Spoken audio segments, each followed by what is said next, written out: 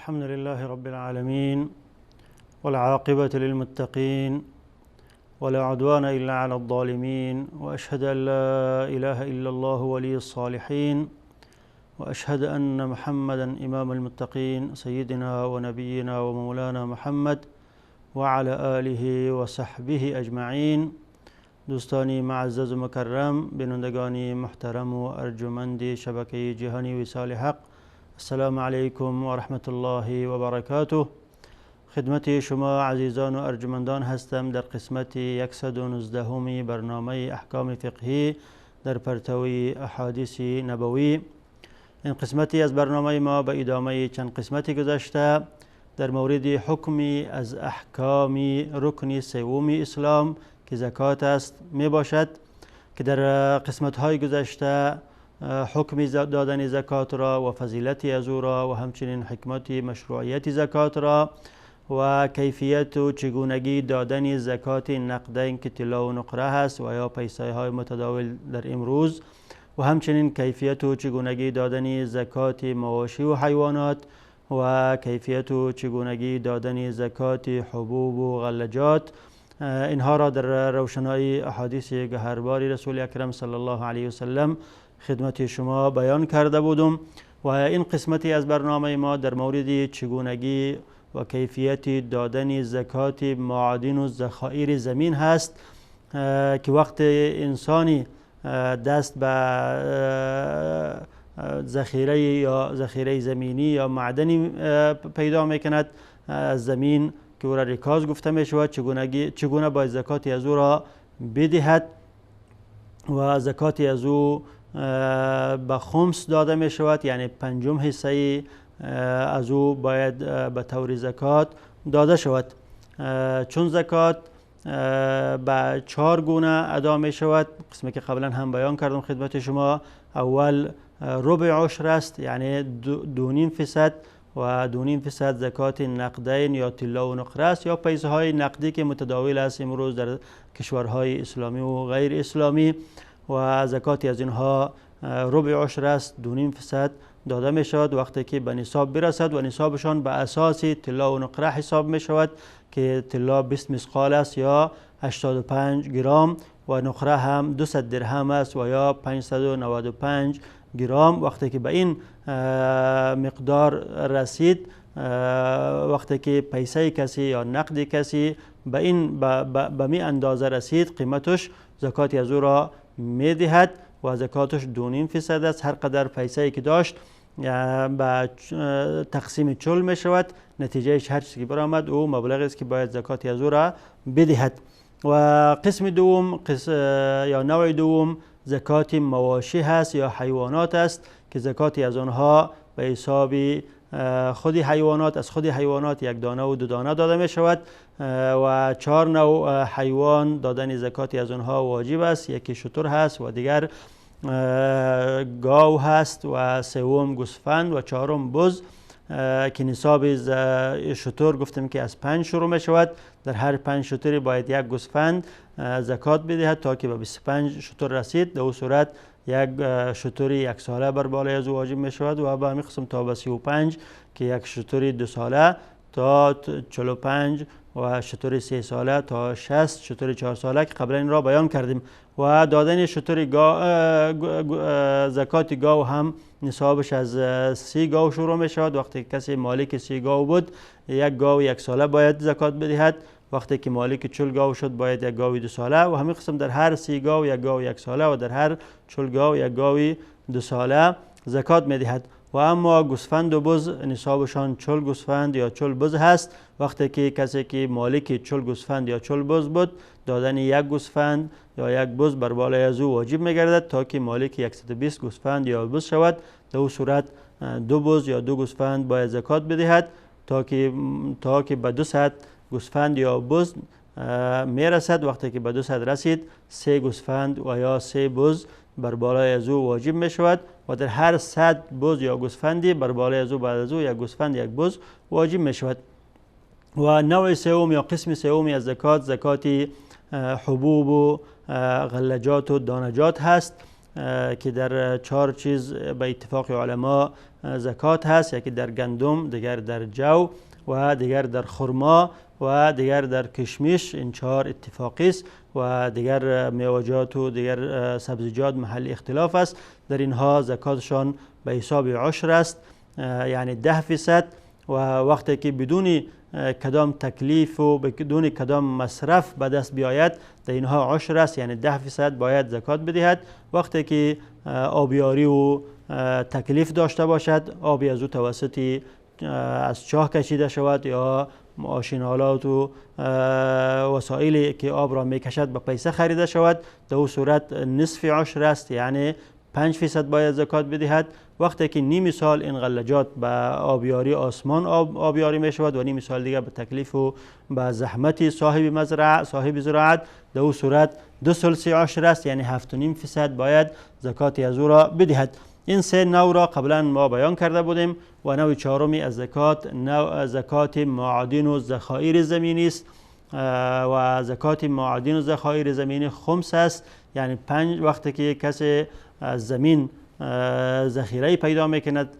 که از دوران جاهلیت مانده و یا اینکه دست رسی به معدنی پیدا میکند، در او صورت بدون کدام تکلیف و یعنی به زحمت او را پیدا میکند، در او صورت باید خمسی از او را زکات بدهد، 5% از او را زکات بدهد. و موضوع خمس، کلمه خمس فقط یک مورد در قرآن کریم وارد شده که او خمس غنیمت است، در آیه 41 سوره انفال که الله متعال می فرماید واعلموا انما غنیمتم من شیء فان لله خمسه وللرسول ولذی القربى والیتامى والمساکین وابن السبیل. این خمس غنیمت است. این آیه کریمه در سوره انفال در ضمن آیات های نازل شده که بعد از غزوه بدر که اولین غزوه بود که مسلمان ها غزوه کرده بودند، بعد از این آیاتی نازل شد که احکام جنگ و جهاد و غنایم را بیان کرد. در ضمن خمس غنیمت را خداوند متعال بیان کرد که وقتی که شما از جنگ غنیمتی به دست میارید، 4 حصه از او برای مجاهدین است و 1 حصه از او برای کسایی است که در این آیه کریمه الله متعال را بیان کرده که فان لله خمسه وللرسول ولذی القربى والیتامى والمساکین وابن السبیل، برای وجوه خیر و برای رسول اکرم صلی الله علیه و سلم و اهل بیت از او و فقرا و مساکین و ابن السبیل، کسایی که مسافر هستند، برای اینها پرداخته می شود. و فقط این یک مورد کلمه خمس در قرآن کریم آمده و در احادیث شریف، احادیث نبی اکرم صلی الله علیه و سلم، موارد کلمه خمس وارد شده و تمام این موارد در مورد خمس ریکاز و خمس معادن هست، یعنی ذخیره های زمینی یا معادن که انسان به او دسترسی پیدا میکند، خمسی از او را باید بدهد که ما این احادیث را خدمت شما بیان خواهم کرد. اما در دیگر مواردی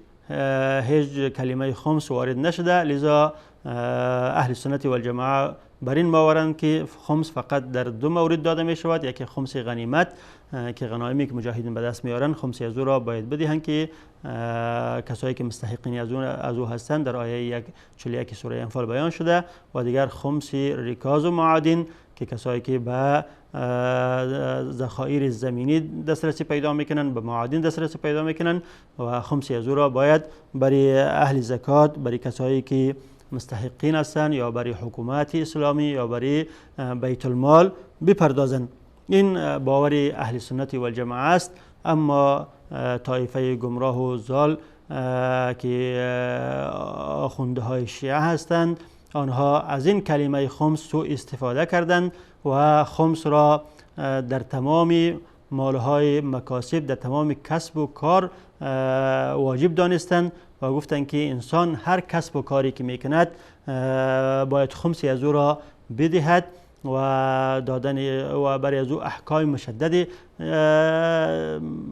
وضع کردند تا که جیب شیعیای بیچاره و بیخبر را خالی کنند. و این چیزی است که نه در قرآن کریم تصریح به او شده و نه در احادیث رسول اکرم صلی الله علیه و سلم تصریح به او آمده و نه در اقوال ائمه، بلکه اقوال ائمه در کتب خود معتمد خودشان بر این است که خمس فقط آن چیز که در قرآن آمده که خمس غنیمت است و آن چیز که در احادیث صحیح رسول اکرم صلی الله علیه و آله در کتب اهل سنت آمده که او خمس رکاز و معادن زمینی است. از جمله این نصوصی که در کتب شیعه آمده، در کتب معتمد شیعه روایت است که او را ابن بابوی قمی در ما لا یحضره الفقیه و همچنین طوسی در تهذیب الاحکام و در استبصار روایت میکنند و این کتاب های معتمدی از این هاست، چون کتاب های معتمدشان 5 کتاب است که او من لا یحضره الفقیه است و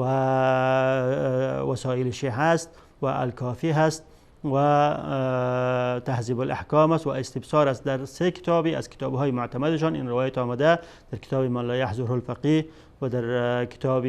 الاستبصار و همچنین در کتاب تهذیب الاحکام که از عبدالله بن سینان روایت میکنند که او گفت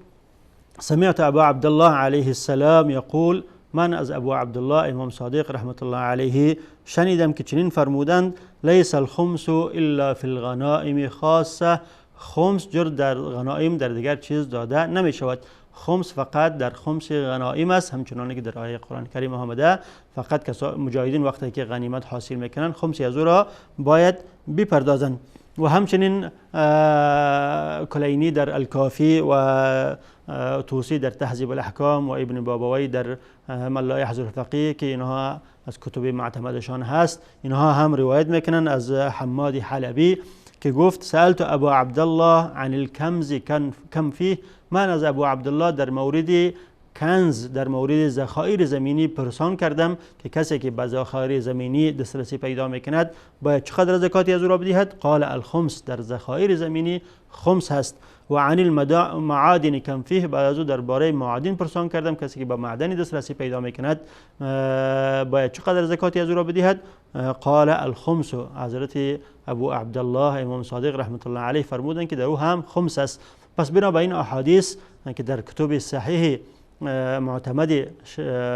شیعیان آمده دلالت کننده بر این است که خمس جز در خمس غنایم و جز در ذخایر زمینی و معادن در چیز دیگری نیست. و آنچه که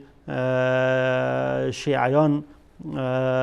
به خاطر خالی کردن جیب مردم، به خاطر پر کردن جیب خودشان روایتی ساختن و به ائمه نسبت دادن جز دروغی نیست، چون زکات را ما میبینیم که 2.5% هست و در قرآن کریم در احادیث متعدد چقدر تاکید بر او آمده، ده ها آیاتی آمده که تاکید میکنه به دادن زکات، ده ها احادیث صحیح از رسول اکرم صلی الله علیه و آله از ائمه آمده که تاکید میکنند به دادن زکات. و همیشه الله متعال زکات را با نماز یک جا مقارن ذکر میکنه به خاطر اهمیتی از او. بازم از او فقط الله متعال امر میکنه که 2.5% داده شوه و در تمام چیزها هم نیست، در چیزهایی است که قابل تجارت است و یا در اموال است که تجارت کرده می شود و یا غلجات و حیوانات و معادن و اینها. اما در چیزهایی که انسان به خاطر استعمال شخصی خود استعمال میکند و به خاطر استعمال روزمره خود، گذران روزمره خود استعمال میکند، در اونها زکات نیست. اما خمسه که آنها مقرر کردن که 20% هست، یک چیزی شگفت آور است که 20% باید از تمام مکاسب اونها گفتن که باید داده شود، که باید از خانه خود، از ماشین خود، از مزرعه خود، از کسب و کار خود، از تجارت خود، از فواید تجارتی خود و همچنین از صناعت خود، هر صناعتی که داشته باشد باید خمسی از او را بدهد. و برای از او قوانین مشدد وضع کردن، گفتن که کسی که خمس خود را ندهد حجش قبول نمی شود، کسی خمس خود را ندهد باید در خانه از او رفته نان از او خورده نشود، کسی خمس خود را نمی دهد موجب چنین و چنان گناهی مرتکب می شود و گفتن که او غاصب حق فقها گفته می شود و حکم به فسقی از او کردن که او فاسق گفته می شود و همچنین احکام مشدد دیگری. و خمس در نزد شیعه ها به چند مرحله گذشت تا که به این مرحله رسید. در مرحله اول آنها معتقد به این بودند که خمس باید فقط برای امام یا برای نائب امام داده شود و گفتند که تا وقتی که امام بود، تا امام حسن عسکری، باید برای امام ما خمس را میدادیم. بعد از اینکه امامی که غایب شد که به زعم و معتقدشان پسری حسن عسکری بود و غایب شد و گفتند که بعد از این باید به نائب امام داده شود. لذا ما میبینیم که در تاریخ افراد متعددی نیابت امام را دعوا کردند تا که خمس را از شیعیان بیچاره بگیرند و در جیب خود بندازند و این مرحله اول بود. و بعد از او که این مرحله بود که مرحله غیبت صغرا بود به اعتقاد خودشان، و بعد از او وقتی که مرحله غیبت کبرا شروع شد دیگه نیابت امام ختم شد، کسی نایب امام شده نمیتوانست. در اون صورت تا یک فتره خمس را لغو کردن، گفتن که الان امام نیست، نایبش هم نیست، باید خمس لغو شود. و بعد از او دوباره گفتن که خمس که لغو شد دیگه ما مدرکی نداریم، باز گفتن که نه، خمس باید داده شود، لیکن به کسی داده شود. خمس باید هر شیعه باید خمس را بدهد و چون امام نیست، نایبش هم نیست، باید خمس را دفن کند در زیر زمین تا که امامی مزعوم و امامی که اونها گمان به این دارن که خواهد آمد در چاه چمکران یا در سرداب پنهان است خواهد آمد، و هر وقتی که بیرون شد باز این خمس را از زیر زمین بگیرد. این مرحله دوم بود. در مرحله سوم فکر کردن که وقتی که شیعه ها این اموال خمس را در زیر زمین پنهان میکند و او امام غایب که همیشه غایب است نخواهد آمد، دیگه فایده ای ندارد. گفتن که نه، خمس باید نزد یک فقیه امین باید به امانت گذاشته شود. هر شیعه مکلف است که خمس خود را پیش یک فقیه که او امانت دار است به امانت بگذارد. و این مرحله سوم بود. در مرحله چهارم دیدن که از این جز یک تعداد کمی استفاده نمیکند، گفتن که نه، هر شیعه مکلف است که خمس خود را به فقیه بدهد و فقیه باید او را برای فقرا و مساکین اهل بیت مصرف کند. و این مرحله چهارم بود. و در مرحله پنجم دیدن که این هم قدر زیاد به فایده ایشان نیست، حکم دیگری صادر کردند در آخر قرن پنجم هجری. گفتن که هر فقیه قائم مقام امام است که مسئله ولایت فقیه است و شیعه مکلف هستند که باید خمس خود را به هر فقیه که خواسته باشند بدهند و او فقیه میتواند که او را در هر وجوه خیر مصرف کند، در جیب خود بندازد، به فقرها مساکین بدهد، یا اینکه او را به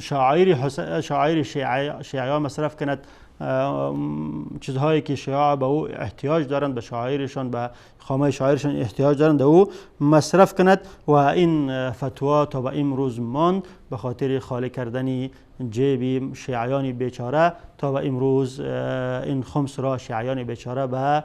کسایی که ادعای ولایت فقیه دارند، کسایی که ادعای مرجعیت دارند، به اونها میدهند و آنها این مبالغ گزاف را در جیب خود انداخته به این وسیله جیبهای خود را پر میکنند، چون اساسی مذهب شیعه بر این سه چیز استوار است: یکی خمس و یکی هم متعه و یکی هم ولایت فقیه، که جایگاه سیاسی خود را به ولایت فقیه پر کردند و جیبهای خود را به خمس پر کردند و شهوات نفسانی و غرایز جنسی خود را به متعه پر کردند و به این گونه وجاهت سیاسی را هم کسب کردند و وجاهت مالی را هم و غرایز جنسی خود را هم پوره کردند. خداوند توفیق و هدایت برایشان نصیب کنه. و این مقدمه را به خاطر از اینکه ما خمس غنایم را، خمس ریکاز و خمس ذخایر زمینی را بتانیم که به طور خوب بیان کنیم و مقدمه ای را خدمت شما در این مورد عرض کردم. و بعد از دیدن یک میان برنامه کوتاه خدمت شما احادیثی که در مورد خمس ریکاز یا خمس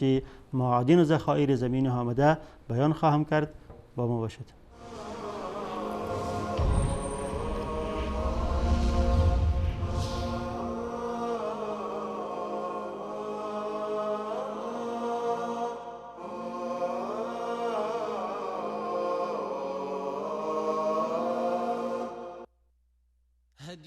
ام بجید انصاری رضی الله عنهما می فرماید: عرض کردم ای رسول الله، مسکینی در خانه مرا می زند، اما چیزی ندارم که به او بدهم. رسول الله صلی الله علیه و آله و سلم فرمودند: هرچند آنچه به او میدهی ناچیز باشد از وی دریغ نکن. ونعانق العيش الهني نحيا ونرشف من شذا نحيا ونرشف من شذا هدي الحبيب يقودني وبنوره تصفو الحياة.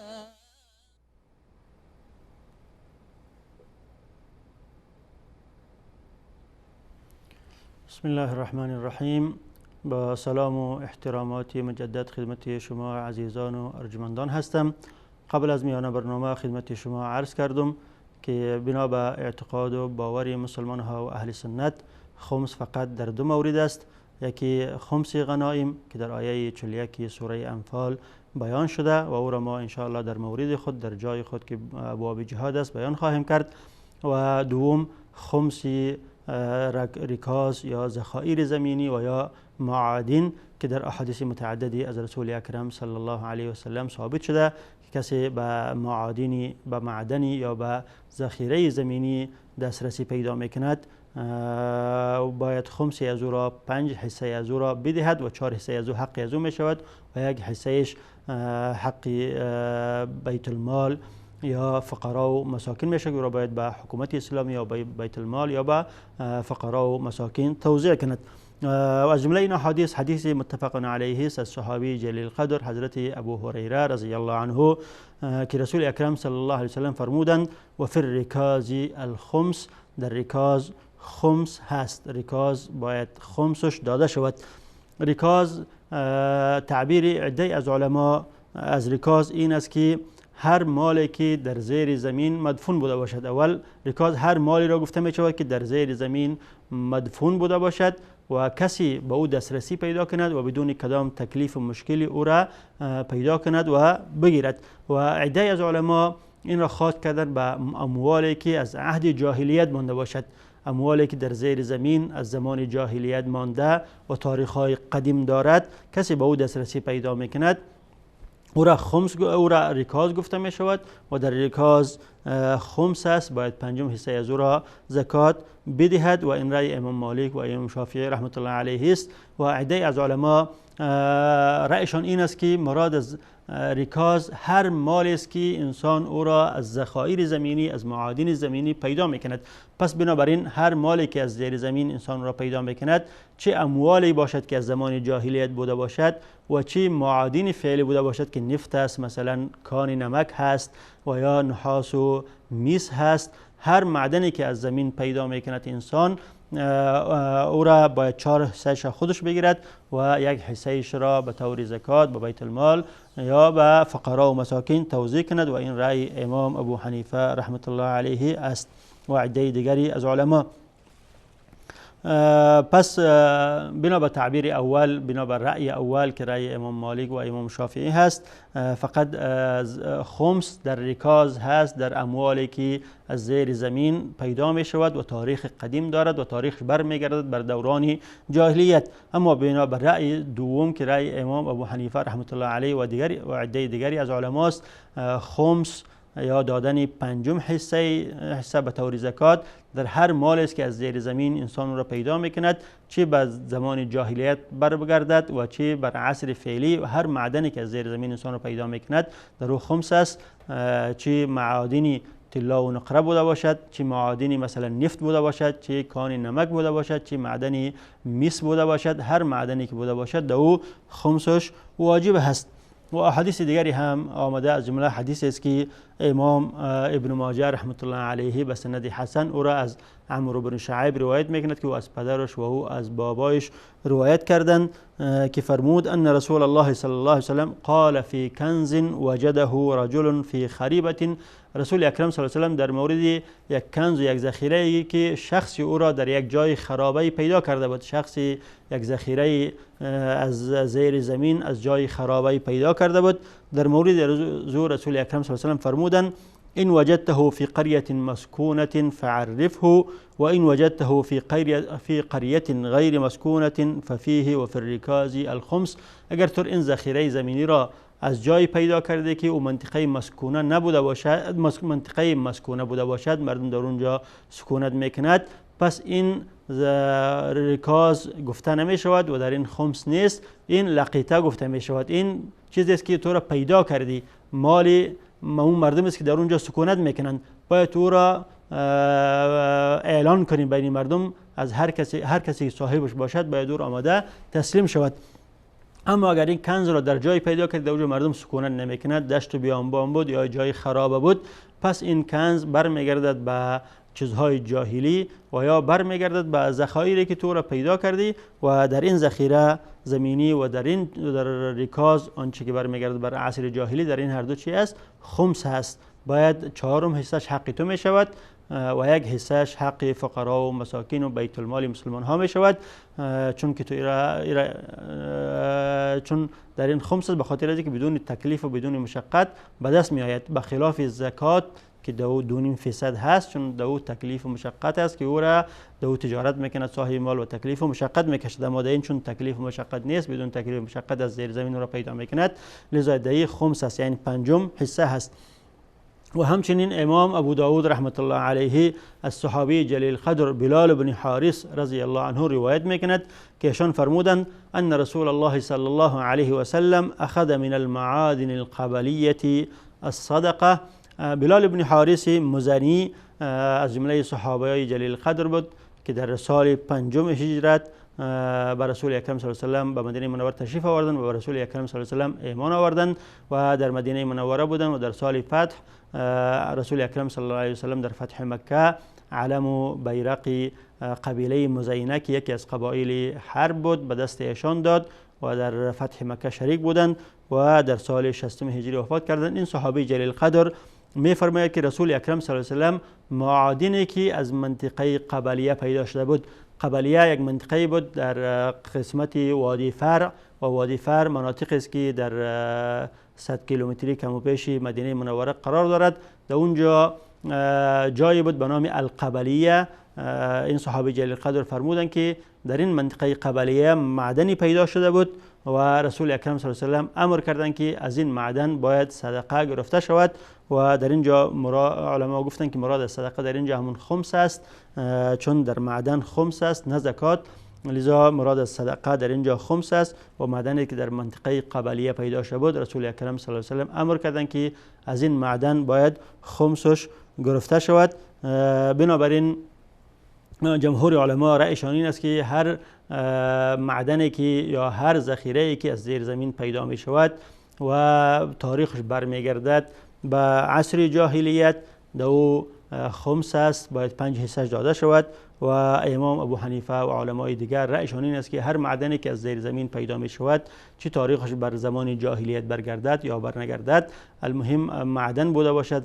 ذخیره زمینی بوده باشد، وقتی که پیدا می شود باید خمسی از او داده شود، بنابراین احادیثی که از رسول اکرم صلی الله علیه و سلم ثابت شده است. اما بنا به قول جمهور علما در معدن زکات، در معدن طلا و نقره گفتند که در این خمس نیست، در این زکات هست. اما معادن دیگری مثل معدن مثلا نفت یا کان نمک یا میس، این معادن اگر پیدا شود، عده از علمای گفتند که ریکاز یا خمس در معادن است که در عصر از برگرد به عصر جاهلیت، بنا به قول اینها در اینها زکات، عده از اینها گفتند زکات است و عده دیگر گفتند در اینها زکات نیست. اما در معدن طلا و نقره بنا به اتفاق علما و اتفاق جمهور علما زکات هست. و ریکاز یا معادن زمینی اگر در زمینی پیدا شود که مملوک شخصی بوده باشد، او هم در این شریک می باشد. و اما در زمینی پیدا شود که مملوک شخص نبوده باشد، صحرا بوده باشد یا جای خراب بوده باشد، او به مو شخصی تعلق میگیره که او را پیدا کرده، 4 حصهش به او تعلق میگیرد و 1 حصهش که خمس است و بیت المال یا و فقرا و مساکین. و اینجا وقت برنامه ما به پایان میرسد و ادامه این مطالب زکات را در قسمت‌های آینده خدمت شما در روشنایی احادیث گهرباری رسول اکرم صلی الله علیه و سلم بیان خواهم کرد. تا به وقت الله حافظ و نگهبانتان. السلام علیکم و رحمت الله و برکاته.